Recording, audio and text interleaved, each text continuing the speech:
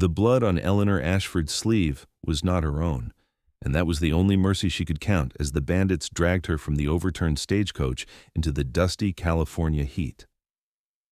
She had been traveling from Sacramento to Knight's Ferry in the spring of 1867, carrying nothing more valuable than a leather satchel containing her teaching certificate and the last letter her mother had written before consumption took her. But the men with kerchiefs covering their faces seemed to think she knew something worth killing for.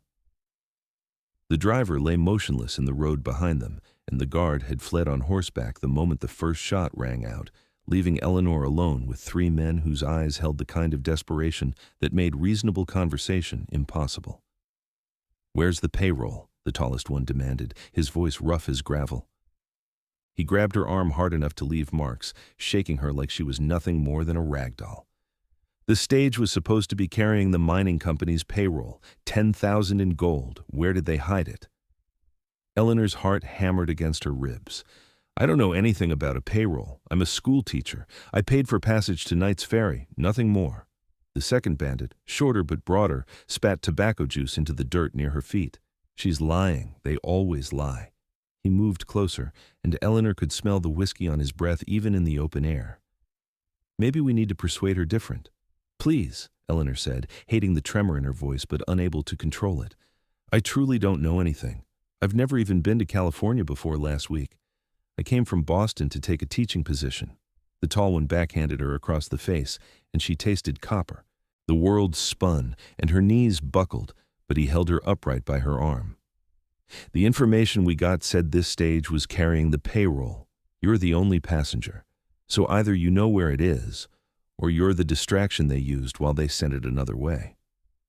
Through the ringing in her ears, Eleanor heard the third bandit, who had been rifling through the stagecoach's luggage compartment, call out, "Nothing here but clothes and books. No gold, no strong boxes, nothing."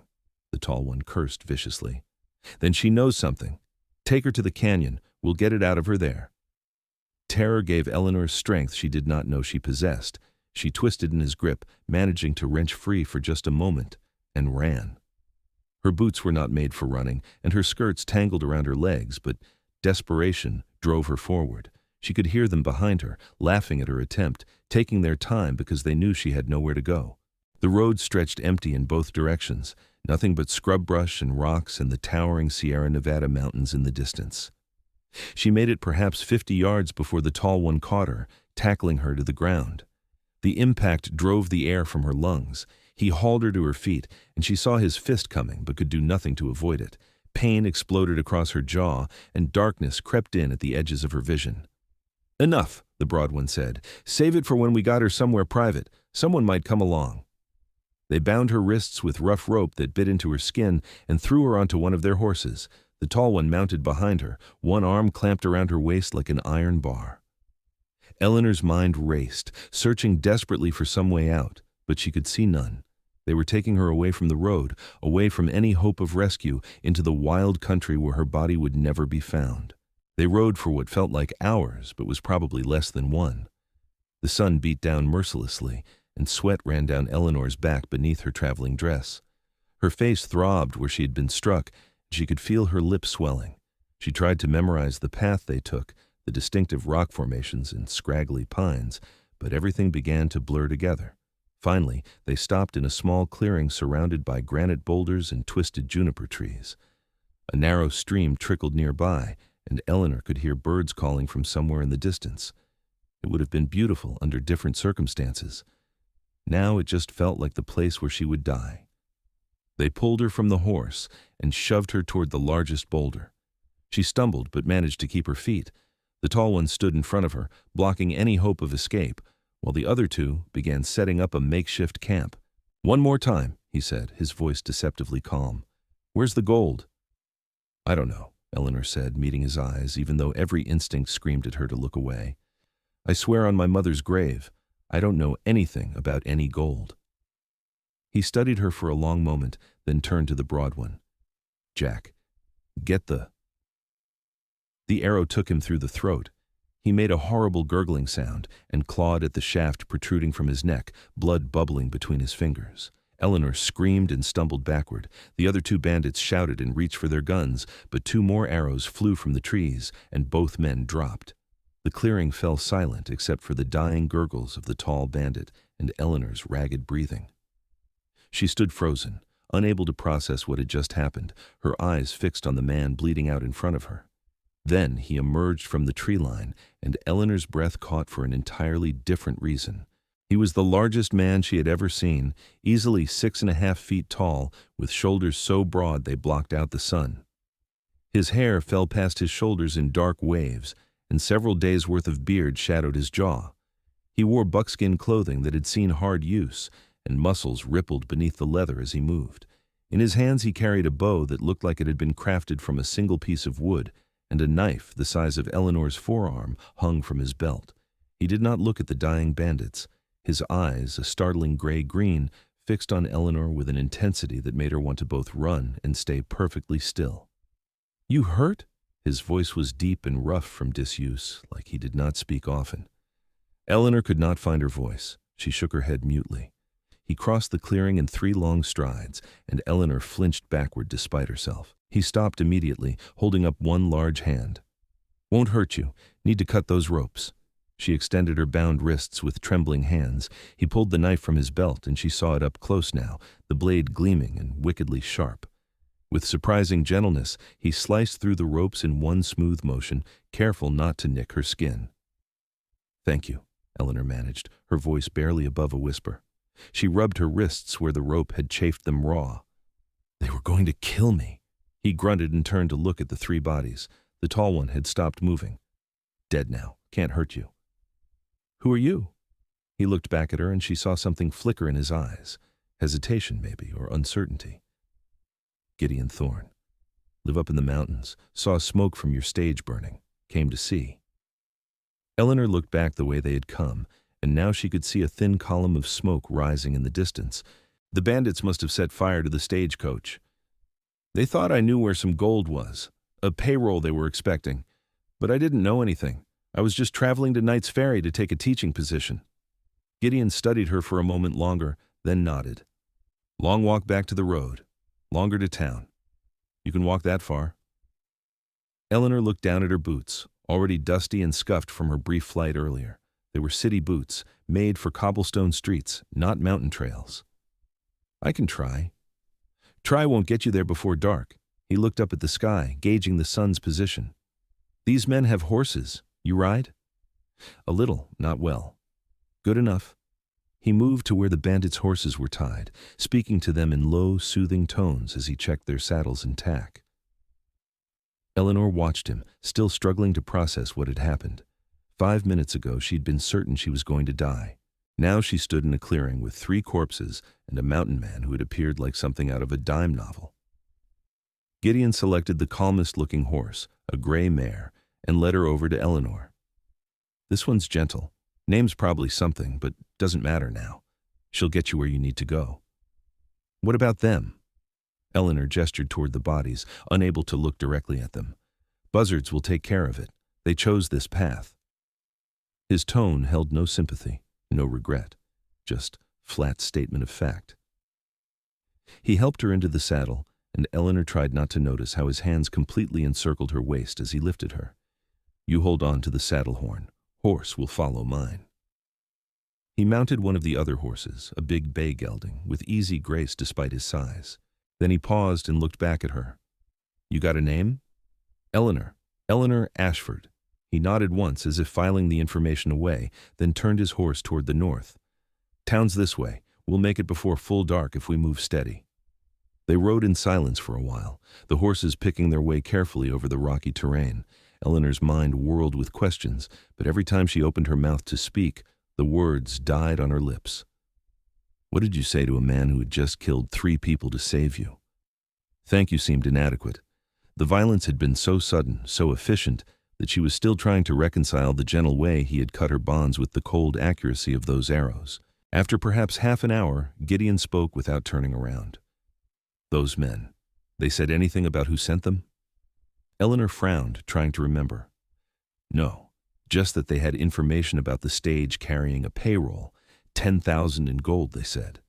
But I don't know anything about that. The stage line in Sacramento just sold me a ticket. Someone gave them bad information. Gideon's voice was thoughtful. Or good information about the wrong stage. Mining companies move payroll regular. These men were waiting specific. Does that matter now? They're dead. Matters if there's more of them. He turned his head slightly, and she caught his profile against the afternoon sun. These three were stupid, coming after you in daylight on the main road. If they got partners with more sense, those partners might come looking. A chill ran down Eleanor's spine despite the heat. Oh. Won't let them get you, Gideon said, and there was something in his voice, some absolute certainty that made Eleanor believe him. But need to know what we're dealing with? How did you learn to shoot like that? With the bow, I mean? Practice. Lived in these mountains 8 years. Bow's quieter than a gun. Doesn't spook game as easy. Good for hunting. And for men? He was silent for a moment. When necessary. Those men would have killed you. Saw it in their eyes. Wasn't going to let that happen. Why? The question came out before Eleanor could stop it. You don't know me. You could have just ridden away. Gideon reined in his horse and turned to look at her fully. His eyes were serious, studying her face like he was trying to read something written there. Lived alone a long time, got used to it, got comfortable with it. But that doesn't mean I forgot what's right and wrong. Those men were wrong. You needed help. Simple as that. It was not simple, Eleanor thought, but she did not argue. Instead, she asked, "Why do you live alone in the mountains?" His jaw tightened, and she saw something dark flicker across his face. Long story, not a happy one. I'm sorry. I shouldn't have pried. You got a right to know something about the man you're riding with. He turned back to the trail but continued speaking. Was in the war. Fought for the Union. Saw things I can't forget. Did things I wish I hadn't. When it was over, couldn't go back to regular life. Tried for a while. Worked on a ranch. Tried to settle. But there were too many people. Too much noise. Kept seeing things that weren't there. Hearing shots that didn't exist. So I came up here where it's quiet. Built a cabin. Learned to live off the land. Been here since. Eleanor's heart ached at the matter-of-fact way he described his trauma. That must be very lonely. Lonely's better than crazy, and I got used to my own company. He paused. Until today. The way he said it made something flutter in Eleanor's chest, but she pushed the feeling aside. The man had saved her life. She was grateful and probably still in shock. That was all. They rode on as the sun began its descent toward the western horizon. The trail widened eventually, joining a wagon road that showed signs of regular use. Gideon visibly relaxed once they reached it, though his eyes continued to scan their surroundings constantly. Knight's Ferry's about 2 hours ahead, he said. You got people there waiting for you? The school board is expecting me. I was supposed to arrive yesterday, but the stage from Sacramento was delayed. Now. She gestured helplessly at herself. Her dress was torn and dusty, her face bruised, her hair falling from its pins. I don't even have my belongings. Everything was in the Stagecoach. Town's got a general store. They'll have what you need. He paused.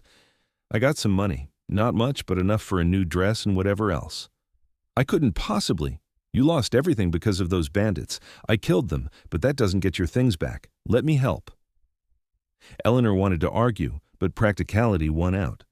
She had exactly $3 in the small purse she kept in her pocket, and that would not be enough to replace even the basics.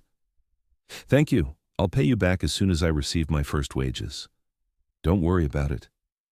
They rode in comfortable silence for a while after that. Eleanor found herself watching Gideon, studying the way he sat his horse with natural ease, the way his eyes constantly moved, cataloging everything around them. He was so different from the men she had known in Boston, the bankers and clerks and businessmen in their proper suits and starched collars. There was something wild about him, something untamed, but also something deeply honorable. The sun was painting the sky orange and pink when Knight's Ferry came into view. It was larger than Eleanor had expected, a proper town with brick buildings lining a main street, houses spreading out on either side, and the Stanislaus River cutting through it like a silver ribbon.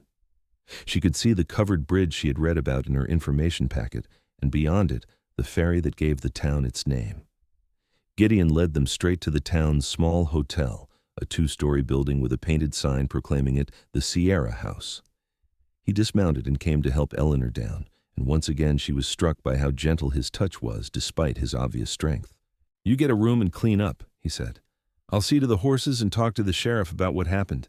He'll need to send someone out to deal with those bodies in the stagecoach." "Will you?" Eleanor hesitated, not sure what she was asking. "Will you come back?" Something shifted in his expression, softening it. "Yeah, I'll come back. Need to make sure you're settled." He waited until she was inside the hotel before leading the horses away. The proprietress, a comfortable-looking woman in her 50s, took one look at Eleanor's battered face and torn dress and immediately swept into action, tisking and fussing as she led Eleanor upstairs to a room. "What happened to you, dear? Were you attacked?" "The stagecoach was robbed. The bandits took me, but a man saved me. Gideon Thorn. Do you know him?" The woman's eyebrows rose. "Gideon Thorn? The mountain man? Well, I'll be. Haven't seen him in town in over a year. Keeps to himself up in the high country." She poured water into a basin and brought Eleanor a cloth. "But if he brought you here, you're safe. He's a hard man, but a good one. My husband knew him before the war. Said Gideon was different after, couldn't settle, but that he'd trust him with his life." Eleanor carefully cleaned her face, wincing as the cloth touched her bruised jaw. In the small mirror above the washstand, she could see the damage. Her left cheek was swollen and discolored, her lips split, and a cut above her eyebrow had bled into her hair. She looked like she had been in a brawl. There was a knock on the door, and the proprietress answered it, then turned back to Eleanor with a bundle in her arms. "Mr. Thorne says to tell you he'll be at the general store making arrangements. He'll meet you downstairs when you're ready." The bundle contained a simple dark blue dress, a chemise, stockings, and all the other necessities Eleanor had lost. She changed gratefully, though her hands shook as she buttoned the dress. The events of the day were catching up with her. She felt tears prick her eyes. She had come west looking for a fresh start, a new life away from Boston's stifling society, and she had nearly died before even reaching her destination.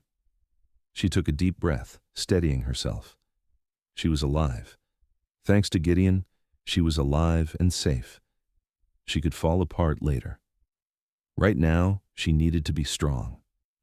When she came downstairs, she found Gideon waiting near the front door, looking distinctly uncomfortable in the hotel's tidy interior. He had removed his hat, and his hair fell around his face in waves that badly needed cutting. When he saw her, something flickered in his eyes, something that made Eleanor's breath catch. "Better?" he asked. "Much. Thank you for the clothes. I promise I'll repay you." "Told you not to worry about it." He shifted his weight, looking like he wanted to say something else but was not sure how. "Sheriff's going to send some men out at first light to check the stagecoach and deal with the bodies. He wants to talk to you, but I told him it could wait until morning. You've been through enough today." "That's very kind." Eleanor paused. "Will you stay? In town, I mean? Or are you going back to your cabin?" "Cabin's a 2-day ride from here. Too far to go tonight." He looked down at his boots. "Besides, I want to make sure those bandits didn't have friends who might come looking. I'll stay a few days. Keep an eye out."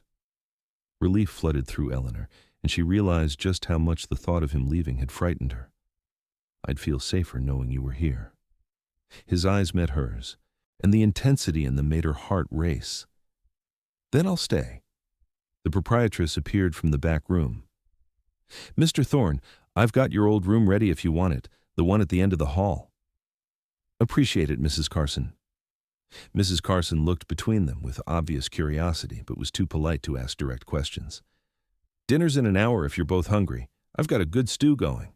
Eleanor's stomach growled at the mention of food, reminding her that she had not eaten since early morning. Gideon's lips twitched in what might have been the ghost of a smile. "We'll be there," he said. Mrs. Carson left them alone in the lobby, and an awkward silence fell. Eleanor searched for something to say, something that would not sound absurd given the circumstances. "How did you make small talk with a man who had killed 3 people to save your life?" "I should let you rest," Gideon said finally. "Been a long day." "It has." Eleanor touched her bruised face self-consciously. "Thank you again. For everything. I know I keep saying it, but I don't know how else to express what you did for me." "You don't need to thank me." He turned his hat in his hands, still looking uncomfortable. I'm just glad I got there when I did. If I'd been an hour later, but you weren't. You were there exactly when I needed you." Eleanor surprised herself by reaching out and touching his arm. Even through the buckskin, she could feel the solid muscle beneath. "I'm alive because of you, Gideon Thorn. Whatever else happens, I'll never forget that." He looked down at her hand on his arm, and something in his expression made Eleanor's pulse quicken. "Eleanor?" The door burst open, and a portly man with a star on his vest strode in, breaking the moment. "There you are, Thorn. Mrs. Carson said you were here, and you must be Miss Ashford. I'm Sheriff Patterson. I'm sorry about what happened to you today, but I need to get your statement while it's fresh." Gideon stepped back, his face closing off into its earlier neutral expression. "Thought I told you it could wait until morning. And I appreciate your concern, but we've got 3 dead men and a burned stagecoach, and I need to know exactly what happened." The sheriff pulled out a notebook. "Won't take long, I promise." Eleanor gave her statement as clearly as she could, describing the attack on the stagecoach, the bandits' questions about the payroll, and how they had taken her to the clearing. She left out most of the violence, but the sheriff seemed to read between the lines. And then Mr. Thorn appeared and shot all 3 with his bow. The sheriff looked at Gideon with a mixture of respect and wariness. "That's some shooting." "They were going to kill her," Gideon said flatly. "Didn't see another choice. I'm not questioning your actions. From what Miss Ashford says, you saved her life. I just need to have all the facts straight." The sheriff made a few more notes, then closed his book. "The stage company is going to want to talk to you too, Miss Ashford. They'll need to file a report about the robbery and the driver's death." Eleanor felt tears threaten again at the reminder of the driver. She had not even known his name. "Of course, whatever they need. Get some rest tonight. Tomorrow will be soon enough for all that." The sheriff tipped his hat to Eleanor, then looked at Gideon. "Good to see you back in town, Thorn, even under these circumstances." After he left, Gideon walked Eleanor to the stairs. "You going to be all right?" "I think so. It's just a lot to process." "Yeah."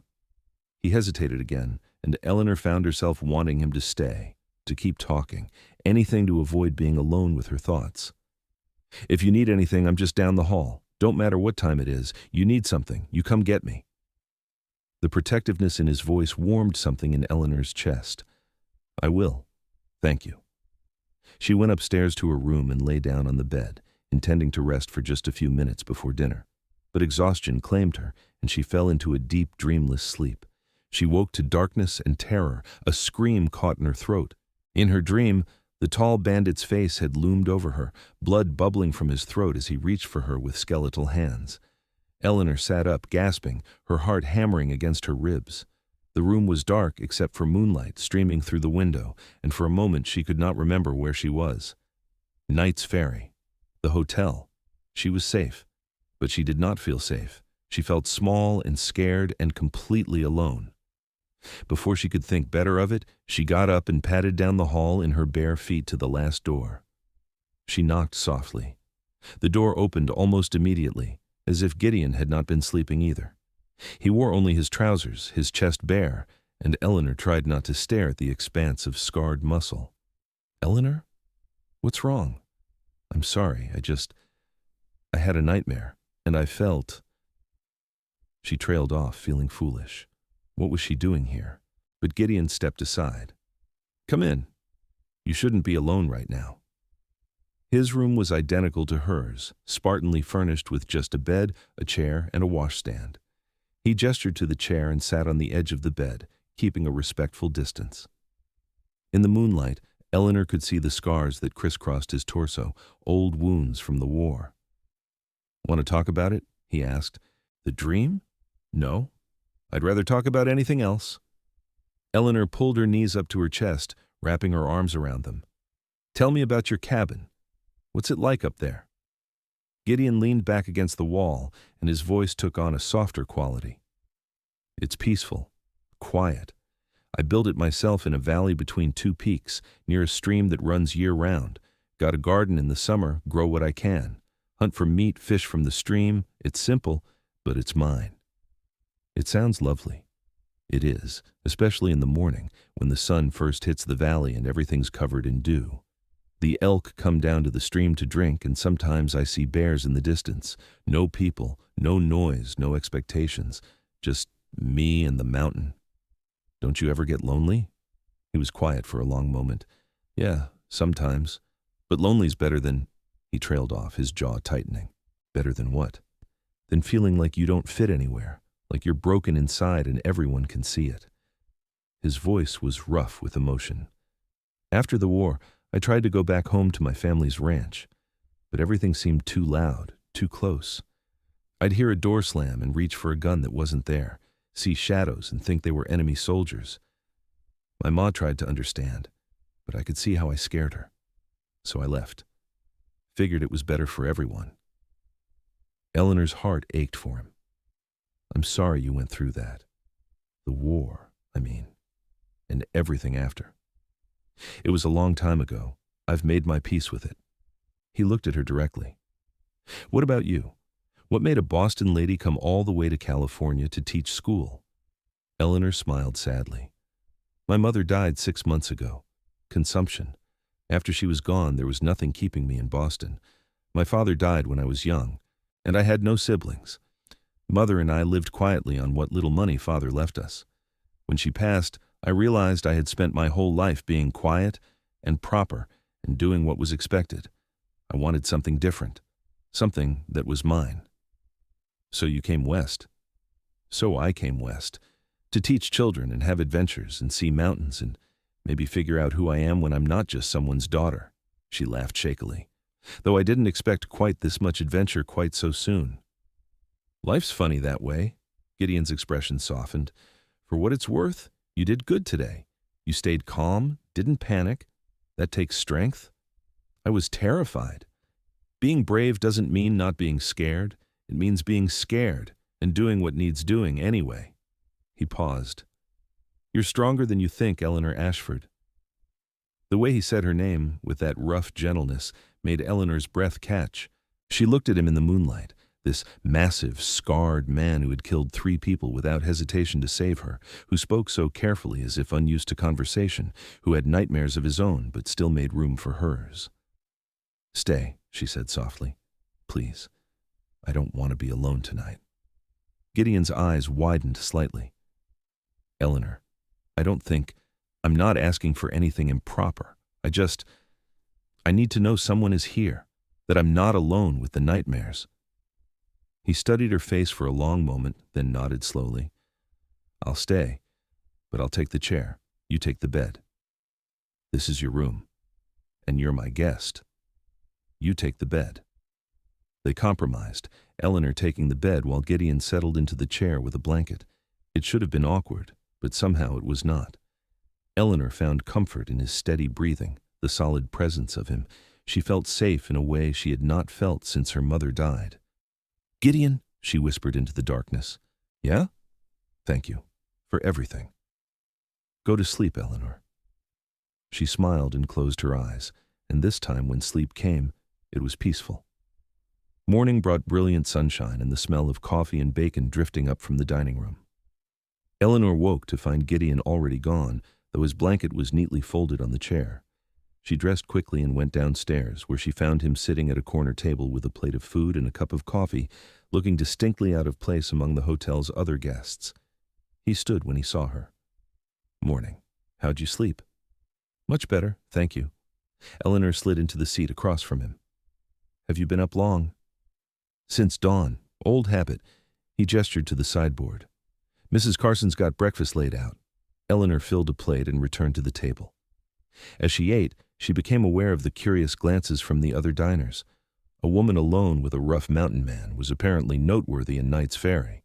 People are staring, she murmured. Let them. They'll get over it. Gideon took a sip of his coffee. Sheriff came by earlier. His men are riding out to the Stagecoach site now. Stage company's sending a representative to talk to you this afternoon. I should start thinking about my position at the school. I was supposed to meet with the school board yesterday. I talked to Mrs. Carson about that. She sent word to them about what happened. They want to meet with you tomorrow instead. Give you time to recover. Eleanor looked at him in surprise. You arranged all that? He shrugged, looking uncomfortable with her gratitude. Figured you had enough to deal with without worrying about appointments? That's very thoughtful. They finished breakfast in comfortable silence.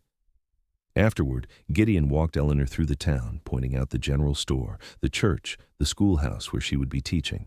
Knight's Ferry was a bustling place, built around the river crossing and serving the mining camps in the surrounding hills. People called greetings to Gideon as they passed, surprised to see him in town but clearly respectful of him. "You're well known here," Eleanor observed. "Used to come down more often, buy supplies, trade furs. Haven't been in a while, though. Got to where I could go longer between trips." "Because of the dreams?" He glanced at her, surprised that she understood. "Yeah. Easier to stay away than deal with crowds. But you're here now. For me." "Yeah." He said it simply, as if it was the most natural thing in the world to upend his comfortable isolation for a woman he had met the day before. The stage company representative arrived that afternoon, a nervous little man who asked endless questions and made copious notes. He expressed the company's deep regret over the attack and the driver's death, and assured Eleanor that they would make good on her lost belongings. When she mentioned the three bandits' belief that the stage was carrying a payroll, his expression grew troubled. "That's concerning. The payroll run is scheduled for next week, not yesterday. If someone knew about it and gave these bandits information, that suggests a leak in our organization." He tapped his pencil against his notebook. "I'll need to report this to the main office in Sacramento." After he left, Gideon found Eleanor sitting on the hotel's front porch, staring out at the street without really seeing it. He settled into the chair beside her, and they sat in companionable silence for a while. "Thinking about yesterday?" he asked finally. "Thinking about everything.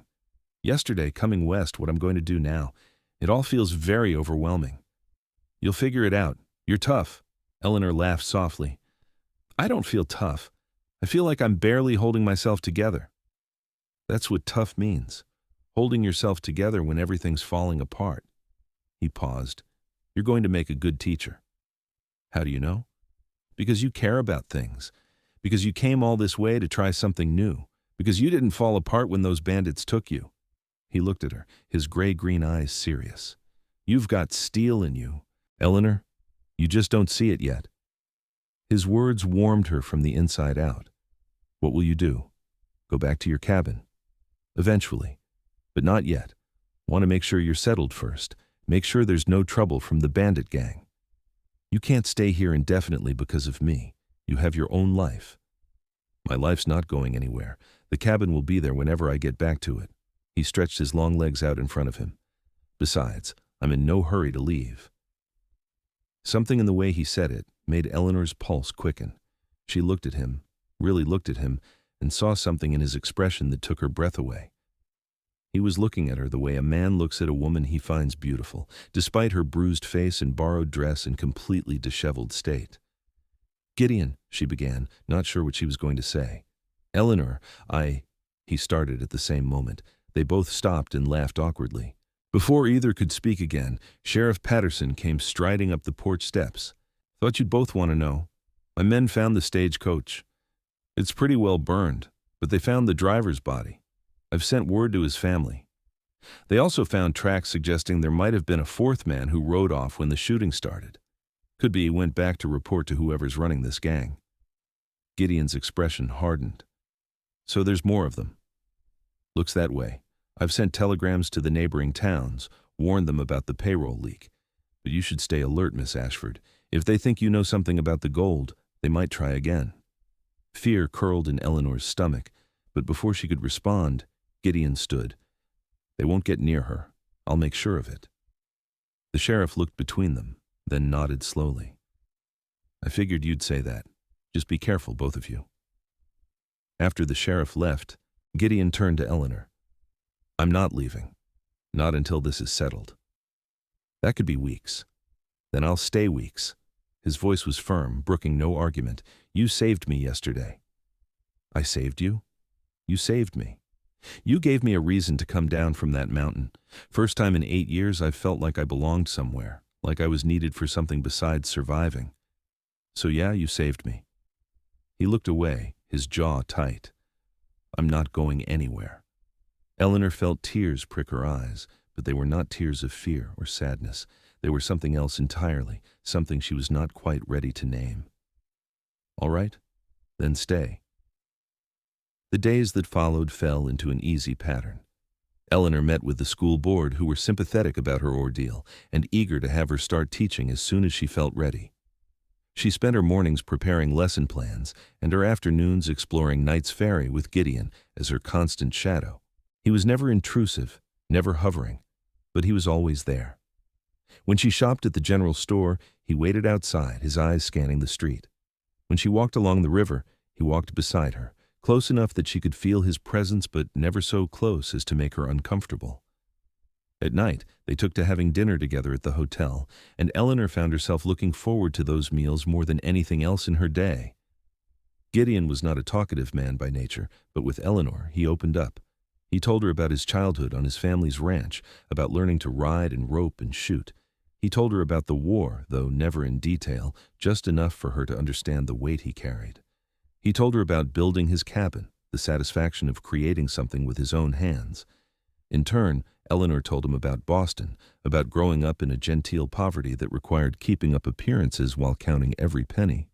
She told him about her mother's illness, the long months of watching her fade away.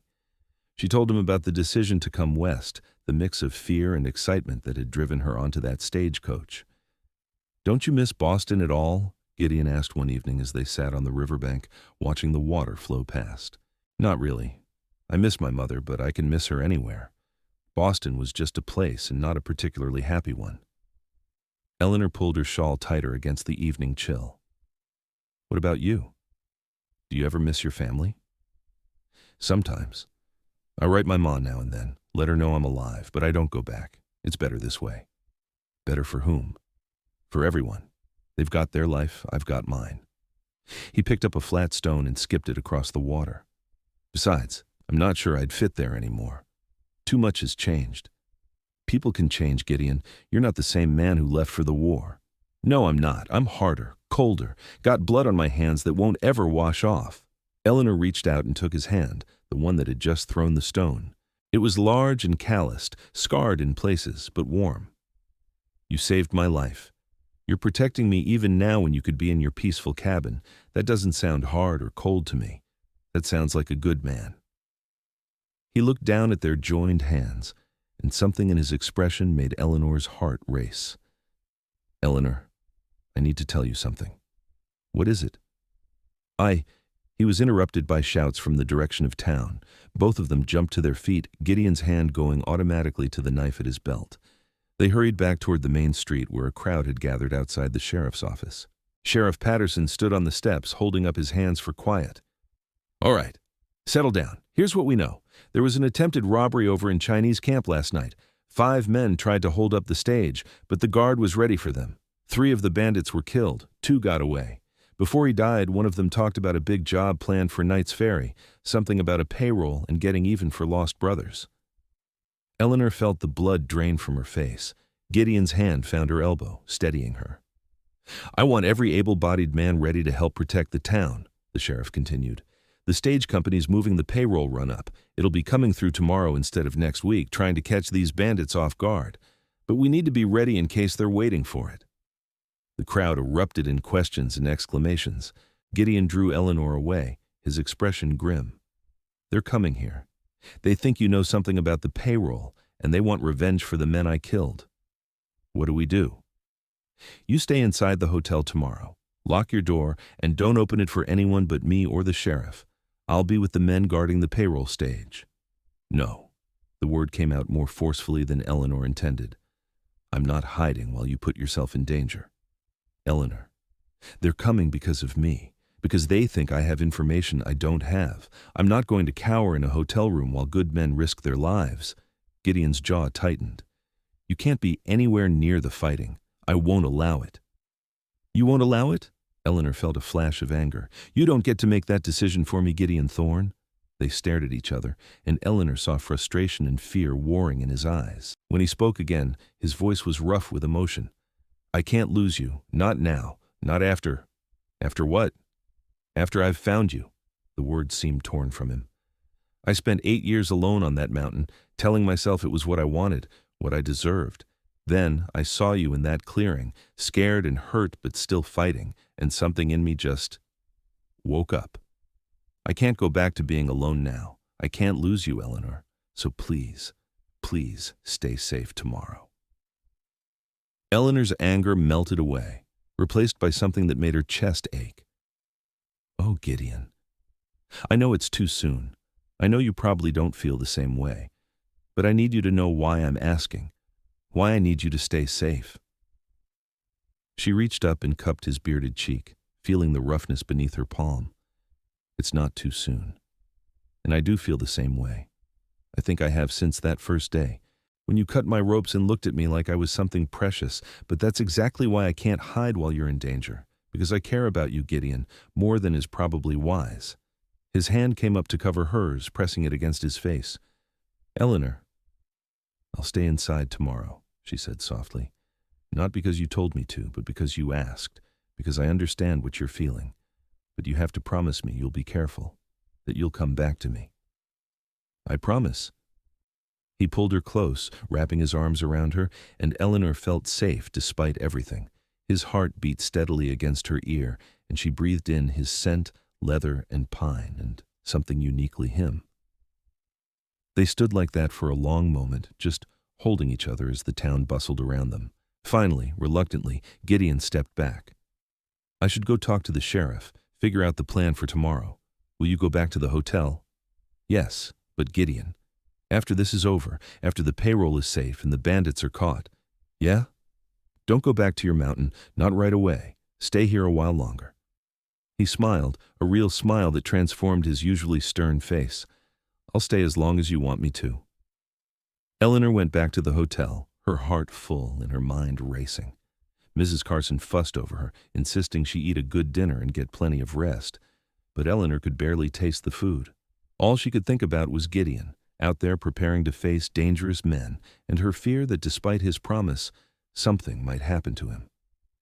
She tried to sleep but found it impossible. Every sound seemed magnified. Every creak of the hotel settling made her jump. Finally, well after midnight, she got up and went to Gideon's room. She knocked softly, not wanting to wake the other guests. He opened the door immediately, fully dressed. "Can't sleep either." "No, can I come in?" He stepped aside and Eleanor entered the small room. Gideon had been sitting by the window, his bow and a quiver of arrows beside him. "Been checking the street, making sure everything's quiet." "When did you last sleep?" "Not important." "Gideon," he sighed and ran a hand through his hair. "I'll sleep after tomorrow, when I know you're safe." Eleanor moved closer to him, drawn by something she could not name. "I am safe. You've made sure of that, but you need rest too." "Can't. Every time I close my eyes, I see that clearing, see those bandits hurting you. Only this time I'm not there. I don't get there in time."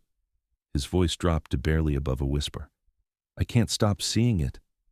"But that's not what happened. You were there. You saved me. This time. But what about tomorrow? What if there are too many of them? What if—" Eleanor put her fingers against his lips, silencing him. "You'll be there tomorrow too, and you'll keep everyone safe, because that's what you do. But tonight, right now, you need to rest. Let me help you."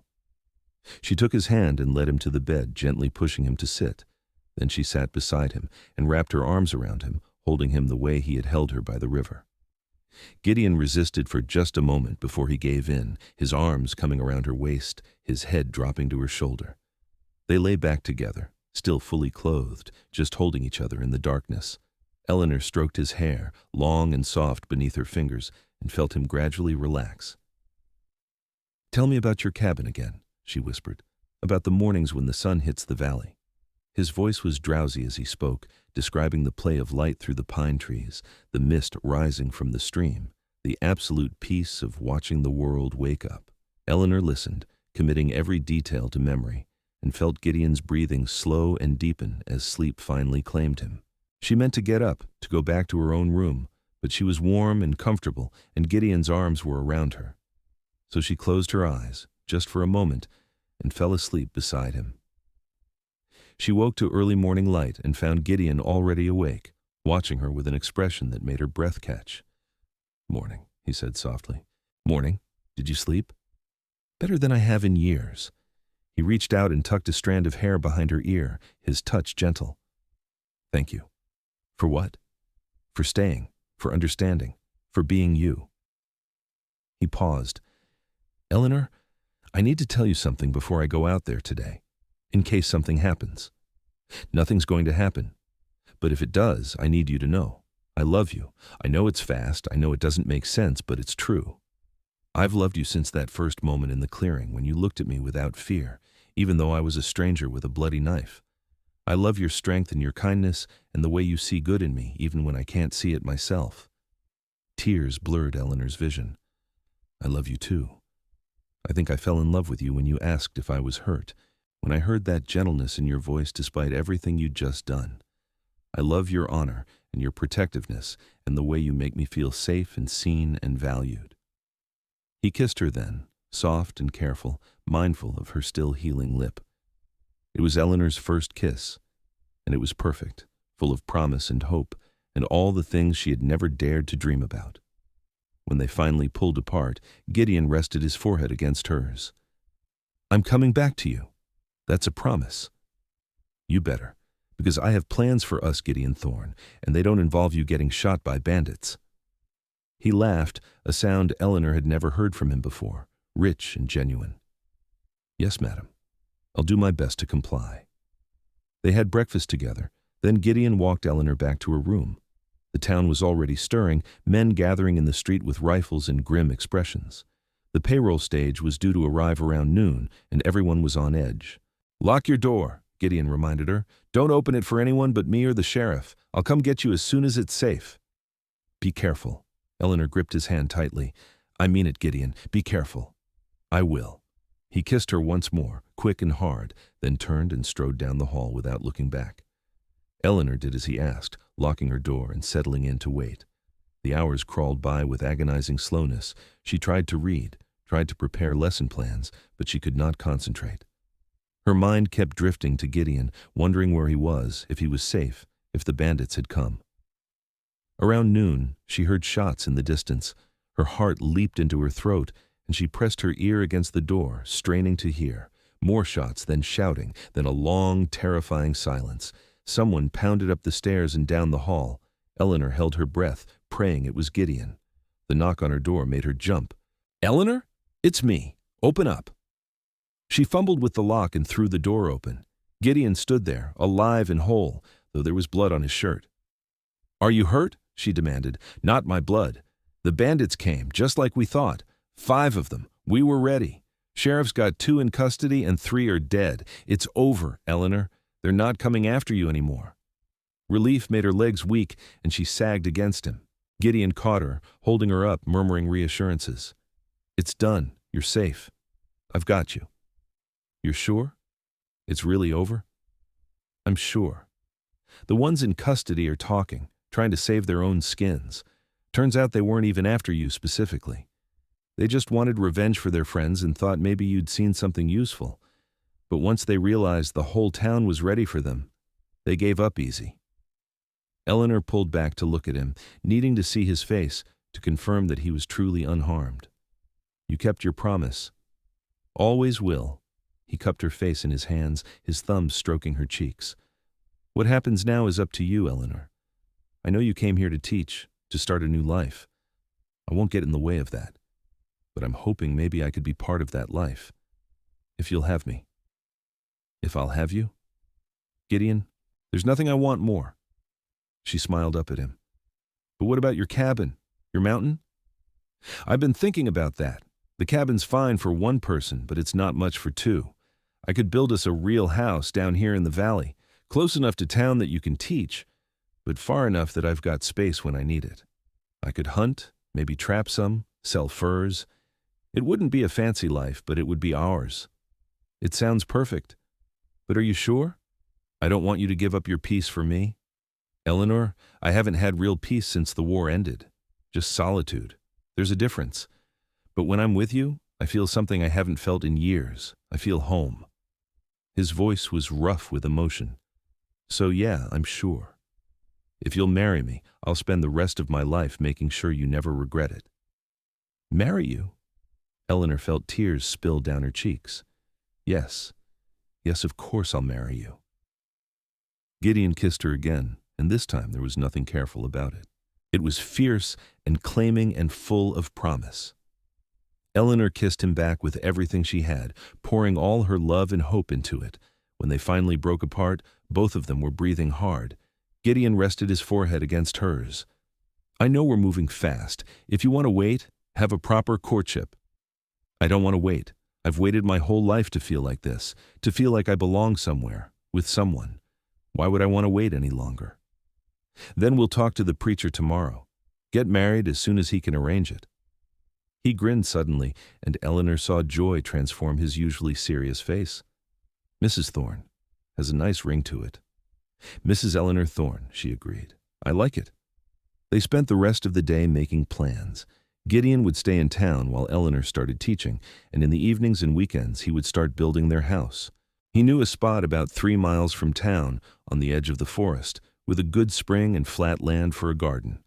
It would take time to build, but they would have the hotel until it was ready. The town preacher, a kindly man named Reverend Harris, was delighted to perform the ceremony.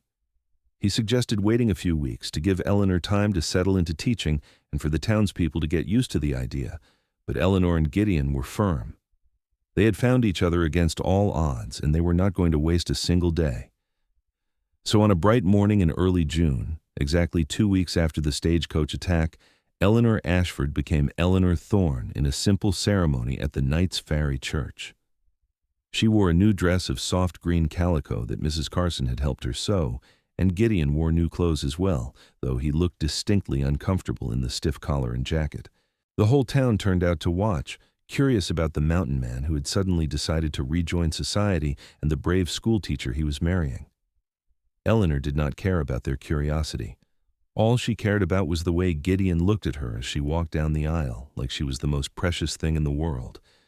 When Reverend Harris pronounced them husband and wife, Gideon kissed her gently, mindful of their audience, but his eyes promised more for later. Eleanor blushed and smiled, and felt happier than she had ever thought possible.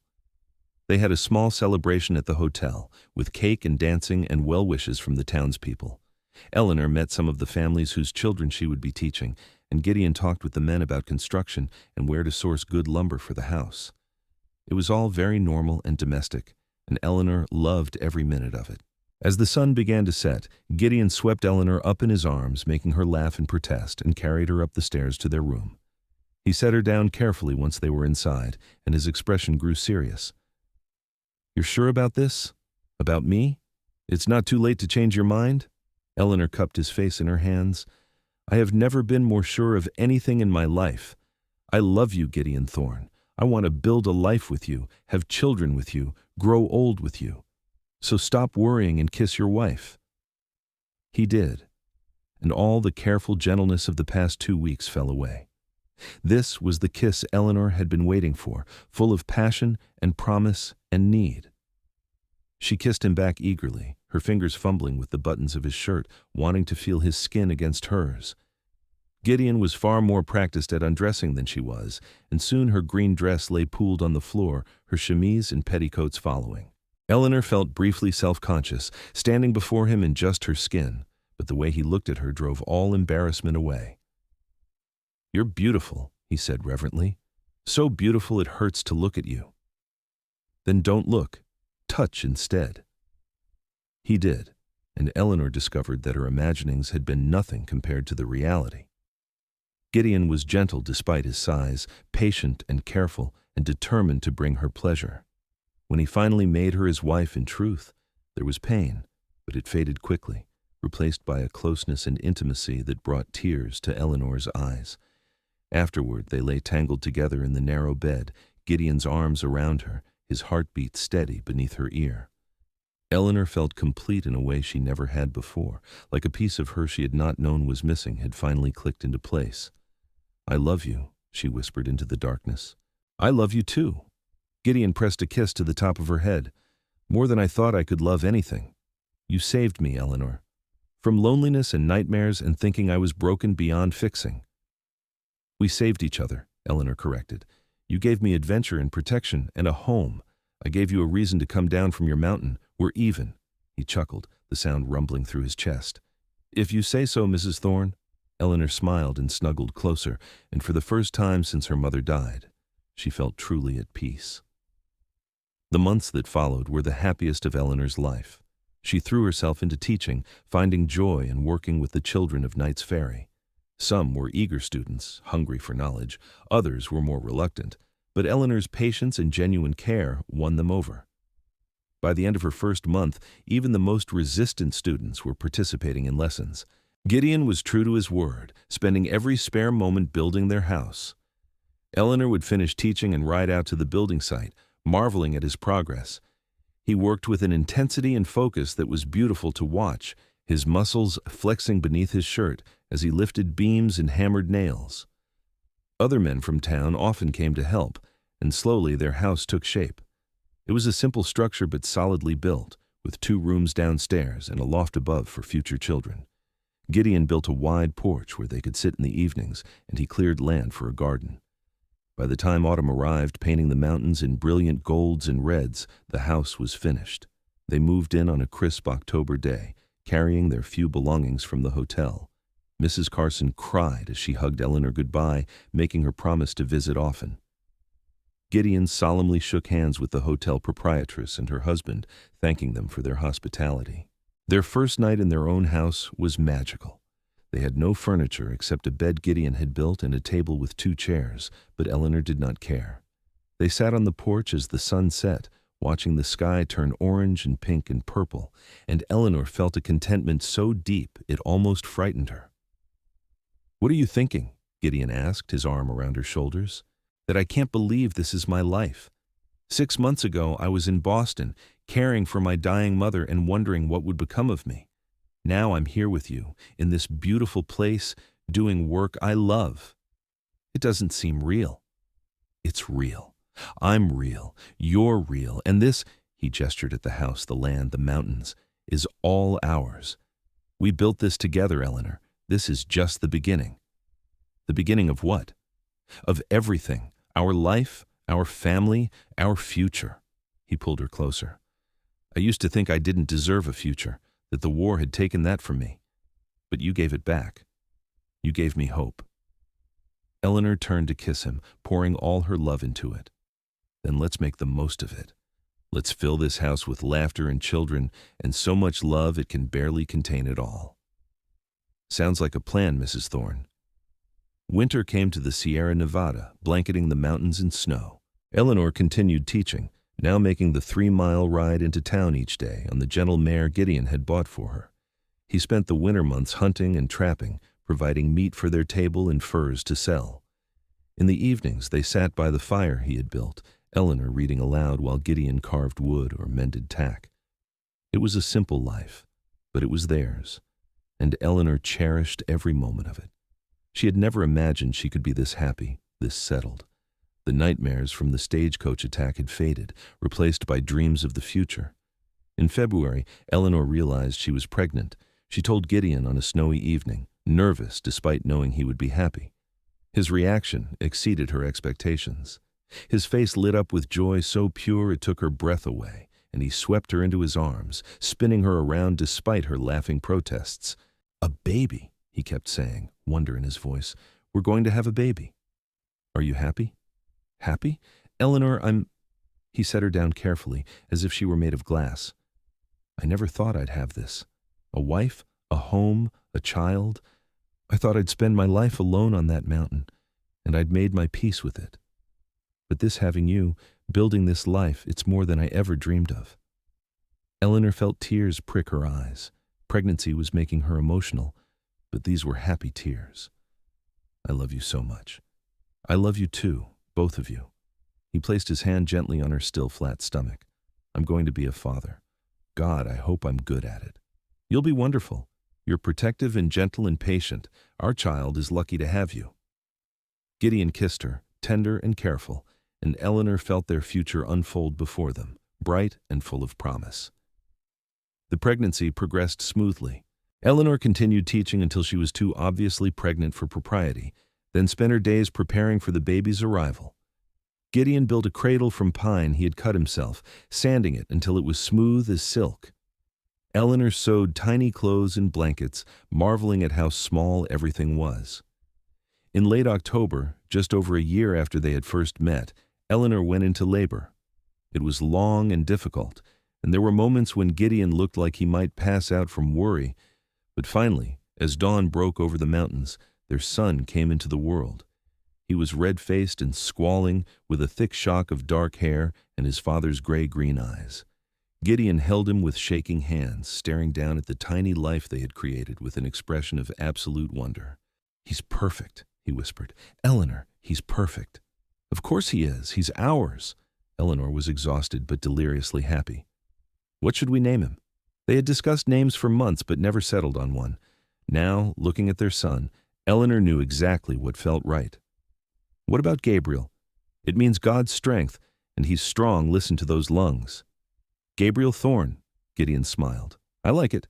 Gabriel Thomas Thorn, after my father."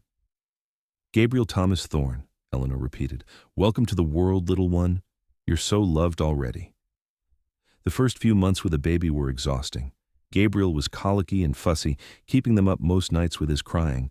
But Gideon never complained. He would walk the floor with his son for hours, singing old songs in his deep voice until Gabriel finally settled. During the day, while Eleanor rested, he would carry Gabriel in a sling Mrs. Carson had made, doing his work around the homestead with his son strapped to his chest. Watching him, Eleanor fell in love with him all over again. The man who had been so certain he was broken beyond repair was the most devoted father she had ever seen. He was gentle and patient with Gabriel, even when the baby was at his most difficult, and the love in his eyes when he looked at their son made Eleanor's heart ache with joy. As Gabriel grew, his personality emerged. He was curious and fearless, always getting into things he should not. He had his father's serious expression, but his mother's smile, and he absolutely adored both his parents. By his first birthday, he was walking and getting into everything, keeping Eleanor constantly on her toes. "He's going to be trouble," Gideon said one evening, watching Gabriel determinedly try to climb onto a chair that was far too tall for him. "Smart and stubborn, that's a dangerous combination." "He gets it from his father," Eleanor teased. "I'm not stubborn." "You're the most stubborn man I've ever met. It's one of the things I love about you." Gideon grinned and pulled her close, kissing her thoroughly. Gabriel, seeing his parents occupied, immediately made another attempt at the chair and succeeded in climbing onto it, crowing with triumph. "Gabriel Thomas Thorn, you get down from there right now," Eleanor called, but she was laughing. Life continued to be full and happy. Eleanor went back to teaching part-time, taking Gabriel with her to the schoolhouse. The other children adored him, and he soaked up attention like a sponge. Gideon expanded their homestead, building a barn for the animals they were accumulating and fencing in more land for crops. When Gabriel was 2, Eleanor discovered she was pregnant again. This pregnancy was easier than the first, and in the spring of 1870, they welcomed a daughter. She was tiny and perfect, with Eleanor's dark hair and delicate features. They named her Grace Eleanor Thorn, and from the moment Gabriel met his little sister, he appointed himself her protector. "I watch her, Mama," he announced seriously, standing guard over Grace's cradle. "Keep her safe." "That's very good of you, sweetheart," Eleanor said, kissing his forehead. "But she's safe here with us. You don't need to worry." But Gabriel took his job seriously, and as Grace grew, he was always nearby, ready to help if she needed anything. Gideon watched his son with his daughter and saw himself reflected there, the same protective instinct, the same fierce love. "He's a good boy," he told Eleanor one night as they watched their children sleep. Gabriel had insisted on sleeping on the floor next to Grace's cradle, refusing to go to his own bed. "Takes after his mother."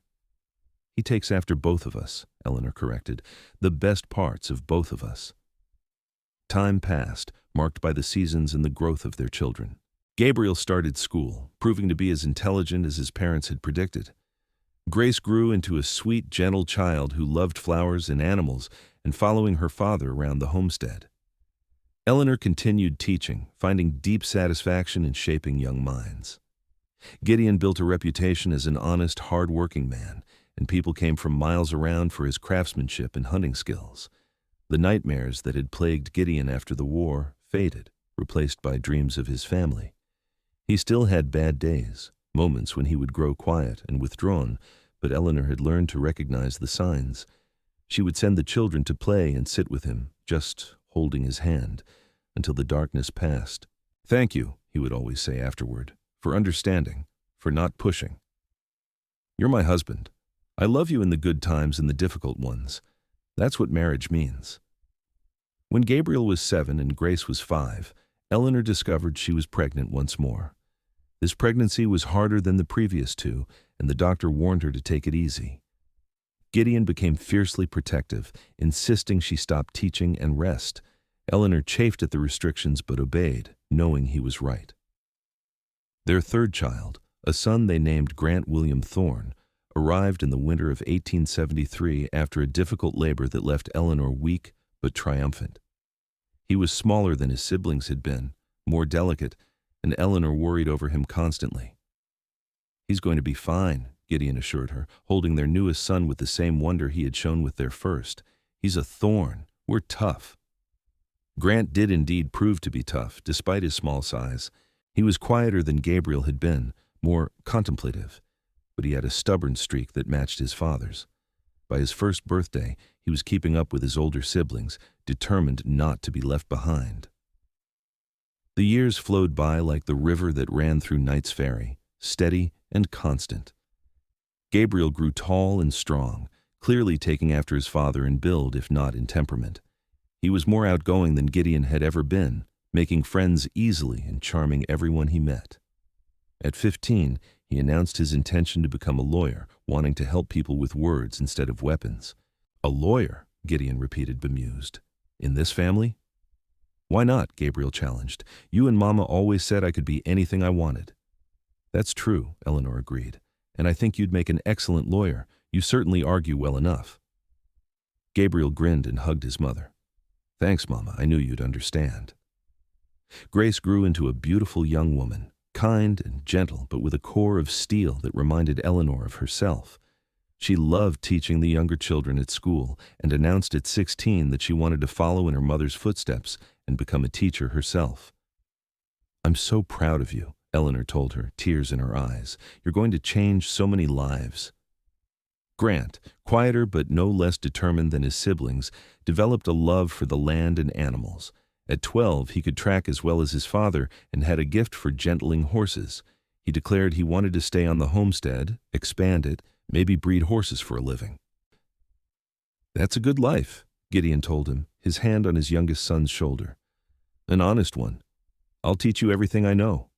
One evening, with all 3 children finally in bed after much cajoling and storytelling, Eleanor and Gideon sat on their porch as they had done countless times over the years.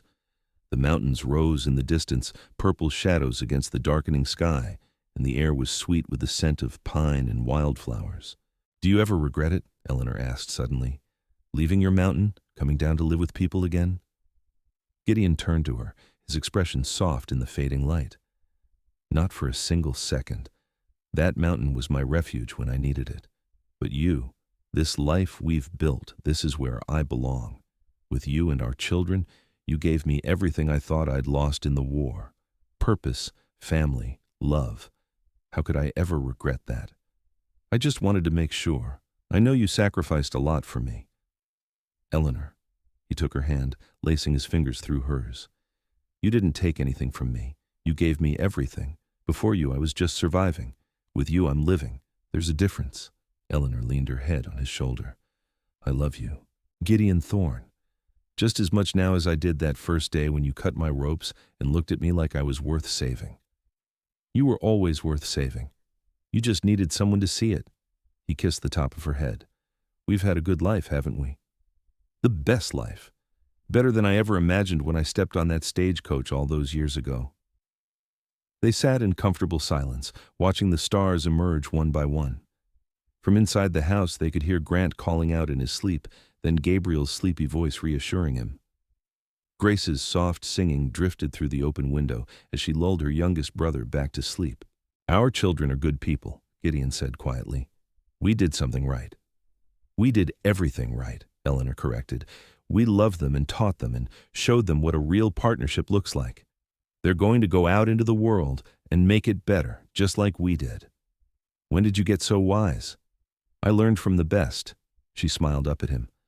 A mountain man who gave up his solitude to save a scared schoolteacher, then spent the rest of his life making sure she knew she was loved. I'm not a mountain man anymore. Haven't been for years. No, now you're something better. You're a husband, a father, a pillar of the community. But you're still my mountain man, the one who appeared out of nowhere and changed my life forever. Gideon pulled her close, and they sat together under the emerging stars, two people who had found each other against all odds and built something beautiful. The stagecoach attack that had brought them together was a distant memory now, important only because it had set them on this path. As they grew older, their love only deepened. They celebrated 25 years of marriage with a party that brought together the entire town, everyone wanting to honor the couple who had become such an integral part of Knight's Ferry. Gabriel, now a successful lawyer in Sacramento, came home with his wife and two children. Grace, teaching at the same school where her mother had taught, brought her husband and infant son. Grant, who had indeed stayed on the homestead and expanded it into a thriving horse ranch, was there with his fiancée. Eleanor looked around at the crowd of family and friends and felt tears prick her eyes. This life, this beautiful, full life, had all started with 3 arrows fired from the trees and a man who refused to let evil triumph. "What are you thinking?" Gideon asked, coming up behind her and wrapping his arms around her waist. "That I'm the luckiest woman alive. That everything good in my life came from the worst day I ever had. That fate works in mysterious ways." "It does indeed." He turned her to face him. 25 years and you still take my breath away. 25 years and you're still the most handsome man I've ever seen. Even with the gray hair? Especially with the gray hair. It makes you look distinguished. He laughed and kissed her, and Eleanor heard their grandchildren giggling nearby, watching their grandparents with delight. "Grandpa's kissing Grandma again," Gabriel's oldest, a precocious 8-year-old, announced loudly. "That's what people do when they're in love," Grace told her nephew patiently. "It's sweet." "It's gross," the boy countered, but he was smiling. The party went late into the night, with music and dancing and stories shared. People spoke of Gideon's courage in saving Eleanor, of the life they had built together, of their children who were making the world better. Eleanor danced with all 3 of her sons, including her son-in-law who insisted she count him too, and Gideon danced with his daughters, including his daughter-in-law. When it was finally over and the last guests had gone home, Eleanor and Gideon walked back to their house, their children having insisted on handling the cleanup. The house had been expanded over the years with additional rooms for visiting family, but it still felt like home. "That was lovely," Eleanor said, taking off her shoes and rubbing her sore feet. "Exhausting, but lovely." It was. Gideon sat beside her and took over massaging her feet, his strong hands gentle. "Hard to believe it's been 25 years. Sometimes it feels like yesterday. Sometimes it feels like we've always been together." Eleanor leaned back and closed her eyes. "Do you remember what you said to me that first night, when I had nightmares?" "I said a lot of things. You told me about your cabin, about the mornings when the sun hit the valley and everything was covered in dew, about the elk coming to the stream and the absolute peace of it all. I remember. You gave up that peace for me. For us." Gideon set her foot down and moved closer, taking her hand. "Eleanor, look at me." She opened her eyes and met his steady gaze. "That cabin was peaceful, but it was lonely. It was quiet, but it was empty. What we have here, with our children and grandchildren and this community we're part of, this is real peace. The kind that comes from being exactly where you're supposed to be, with the people you're supposed to be with. I didn't give up anything. I gained everything." "I love you," Eleanor whispered, tears sliding down her cheeks. "After all these years, I love you more than ever." "Good, because you're stuck with me. We've got a lot more years ahead of us, Mrs. Thorn, and I plan to spend every one of them making you happy." "You already have." They sat together in the quiet house, holding hands as they had done countless times over the years. Outside, the mountains stood eternal and unchanging, witnesses to the love story that had begun with violence and terror and transformed into something beautiful. Eleanor thought back to that scared woman on the stagecoach, traveling to an unknown future with nothing but hope and determination. She wished she could go back and tell that woman what awaited her. The fear, yes, but also the love. The mountain man who would become her whole world, the children and grandchildren who would fill her life with joy, the simple, perfect life she would build in the shadow of the Sierra Nevada. But that woman would not have believed it. She would have thought it was impossible, too good to be true. Some things, Eleanor reflected, you simply had to live through to understand. You had to walk through the darkness to appreciate the light that waited on the other side. "What are you thinking about now?" Gideon asked, familiar with her contemplative silences. "About how grateful I am, for everything, for you most of all." The feeling's mutual. He stood and pulled her to her feet. "Come on, let's go to bed. Tomorrow our children are coming for Sunday dinner, and you know how that goes." Eleanor laughed, imagining the chaos that would descend tomorrow. 3 children, 3 in-laws, and currently 4 grandchildren with more surely on the way. The house would be full of noise and laughter and life, exactly as it should be. As they lay in bed that night, Gideon's arms around her in the darkness, Eleanor felt complete contentment. This was what she had been searching for all along when she left Boston, though she had not known it at the time. Not just adventure or independence, but belonging. Home. Love. "Gideon," she whispered. "Thank you for being on that mountain that day, for seeing the smoke and coming to investigate, for saving me." "Eleanor, let me finish. Thank you for seeing something in me worth saving, for loving me so completely, for building this beautiful life with me, for being the man I didn't know I was looking for." She turned in his arms so she could see his face in the moonlight streaming through the window. "You're the best thing that ever happened to me." His eyes were suspiciously bright as he cupped her face. "You're the best thing that ever happened to me, too. I was dead inside before you, just going through the motions. You brought me back to life. You gave me a reason to be better, to do better. I love you more than words can say." He kissed her, tender and sweet, and Eleanor felt the same flutter in her chest that she had felt all those years ago. Some things never changed, and the way Gideon made her heart race was one of them. They made love slowly, savoring each touch, each kiss, each whispered endearment. After 25 years, they knew each other's bodies perfectly, knew exactly how to bring pleasure and joy.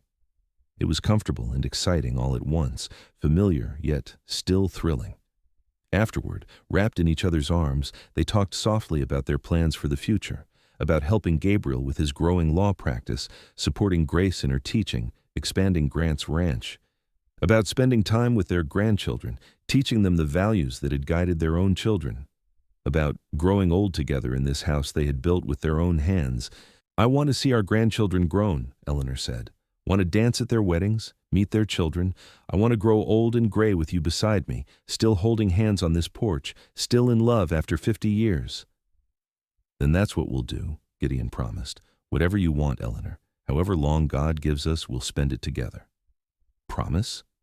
"Promise. You're stuck with me, remember? For better or worse, until death do us part. And even then, I'm not sure I could leave you. I'd probably haunt this place, making sure you're all right." Eleanor laughed softly. "That would be just like you, protecting me even from beyond the grave. Someone has to look after you. You have a tendency to find trouble. I found trouble exactly once, and you rescued me from it. I've been perfectly safe ever since. That's because I'm always watching." His tone was teasing, but Eleanor heard the truth beneath it. Gideon would always be her protector, her guardian, her safe harbor in any storm. They drifted off to sleep, peaceful and content. The years continued to pass, bringing new joys and challenges. More grandchildren were born, filling the house with laughter during holidays and visits. Gabriel became a judge, respected throughout California for his fairness and wisdom. Grace became headmistress of the Knights Ferry School, carrying on her mother's legacy. Grant's horse ranch became famous throughout the state, his animals sought after for their quality and temperament. Eleanor and Gideon grew older together, their hair turning silver, their faces gaining lines, but their love never fading. They celebrated their 50th wedding anniversary surrounded by children, grandchildren, and even a few great-grandchildren, the party lasting an entire weekend. 50 years, Eleanor marveled, looking at Gideon across the crowded room. He was 75 now, his body not as strong as it once was, but still commanding, still her mountain man, her protector, her love. He made his way to her side, moving a bit slower than he once had, and took her hand. 50 years since the luckiest day of my life. You mean the day you killed 3 men? I mean the day I found you. He raised her hand to his lips and kissed it. Everything good in my life started that day. You, our children, all of this, I'd do it again in a heartbeat. Even knowing how stubborn I can be, especially knowing how stubborn you are, you match me perfectly. Their oldest grandson, Gabriel's son, who had been named Gideon after his grandfather, called for everyone's attention. I'd like to propose a toast, he said, raising his glass, to my grandparents, who have shown us all what real love looks like, who built a life together from nothing, who raised children who are making the world better, who have been the foundation of this family for 5 decades. May we all be as lucky in love as they have been. To Grandma and Grandpa. To Grandma and Grandpa, the crowd echoed. Lee Weifer and Eleanor felt tears run down her face. Happy tears? Gideon asked softly, wiping them away with his thumb. The happiest. I'm just overwhelmed by how blessed we are. Look at all these people, Gideon, all these lives we've touched, all because you decided to come down from your mountain that day. Best decision I ever made. The party continued around them, but Eleanor and Gideon stood together in their own little bubble, just the 2 of them as they had been at the beginning. She leaned into him and he wrapped his arms around her, and they swayed gently to the music, dancing as they had done countless times over the years. I love you, Eleanor whispered. I love you too, always and forever. As the sun set over the mountains, painting the sky in brilliant colors, Eleanor Thorn looked around at the life she had built and felt nothing but gratitude. She had come west looking for adventure and found love instead. She had been attacked by bandits and saved by a mountain man who became her whole world. She had built a home, raised children, grown old with the man who had given her everything. It was a good life. No, it was more than good. It was perfect. And as Gideon held her close, still her protector after all these years, Eleanor knew that the frightened woman on that stagecoach could never have imagined this ending. But it was the ending she deserved, the one fate had been guiding her toward all along. The bandits had wanted information about the stagecoach. The mountain man had given them nothing but arrows.